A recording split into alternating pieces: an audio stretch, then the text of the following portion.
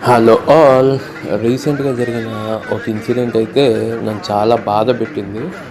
ఒక టీచర్ని కొట్టి చంపేశారు స్టూడెంట్స్ అన్న విషయం విని చాలా బాధపడ్డాను.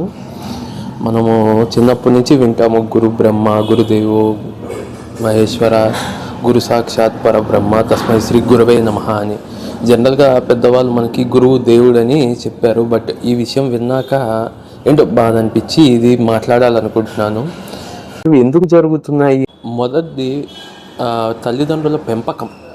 అంటే తప్పుగా పెంచుతారని కాదు, కొన్ని విషయాలు ఏంటంటే పిల్లల మనసుని మార్చేస్తాయి.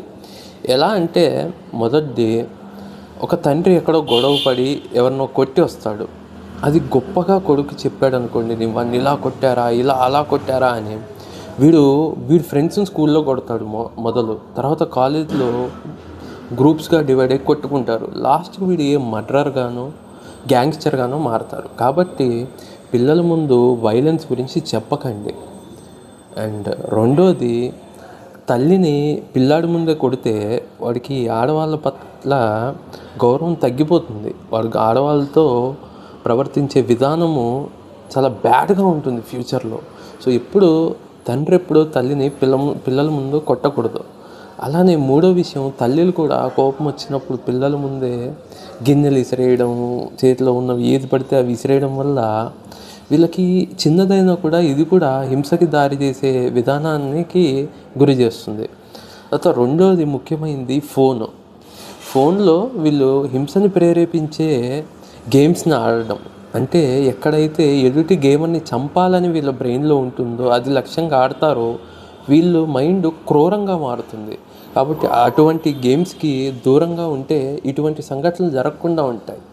అండ్ మూడోది, మత్తు పదార్థాలకి అలవాటు అవ్వడం. మొదటిది, తండ్రి తాగొచ్చి ఇంత తాగాను అంత తాగాను అని గొప్పగా చెప్పడంతో వీడు కూడా ఏముందిలే 2 చుక్కలు నేనేయకూడదా అని వీడు చిన్న వయసులో మందో బీరో తాగడం స్టార్ట్ చేస్తాడు.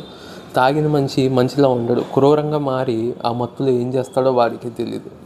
అలానే వైట్నర్ వంటి పరికరాలు, వాటి వల్ల ఏమవుతాయంటే జనరల్గా వైట్నర్ అనేది రికార్డ్స్లో ఏమన్నా తప్పు జరిగితే అటెండెన్స్ కానీ అట్లాంటి వాటిలో కరెక్షన్ చేయడానికి వాడతారు. ఈరోజు అంతా కంప్యూటరైజ్డ్ అయిపోయింది. ఒకవేళ టీచర్లు పాపం పెద్దవాళ్ళు కంప్యూటర్ నాలెడ్జ్ లేకపోతే ట్రైనింగ్ ఇప్పియండి, నేర్చుకుంటారు. ఎన్ని లెర్నింగ్ ప్లాట్ఫామ్స్ ఉన్నాయి, ఈ లెర్నింగ్ ప్లాట్ఫామ్స్, వాటిలో నేర్పియండి. అలానే ఆ వైట్నర్ని మీరు బ్యాన్ చేయగలిగితే అది కూడా మత్తునిస్తుంది. కాబట్టి ఆ మత్తులో తప్పు జరగకుండా ఆపిన వాళ్ళు అవుతారు. ఈ యుగంలో మీకు రికార్డ్స్ని కరెక్ట్ చేయాల్సిన అవసరం లేదు, మొత్తం కంప్యూటరైజ్ చేయొచ్చు. వైట్నర్ లాంటి వాళ్ళని కంప్లీట్గా బ్యాన్ చేయండి చేయకపోతే కనుక. అలానే ఈజీగా మత్తు పదార్థాలు పిల్లలకి దొరకడం, గాంజా ఇవన్నీ. సో ఇవన్నీ ఆపగలిగితే ఇటువంటి ఇన్సిడెంట్స్ మళ్ళీ రిపీట్ అవ్వకుండా ఉంటాయి. This is my kind request to all parents. For more videos, please subscribe my channel Harsha Talks here. Bye bye.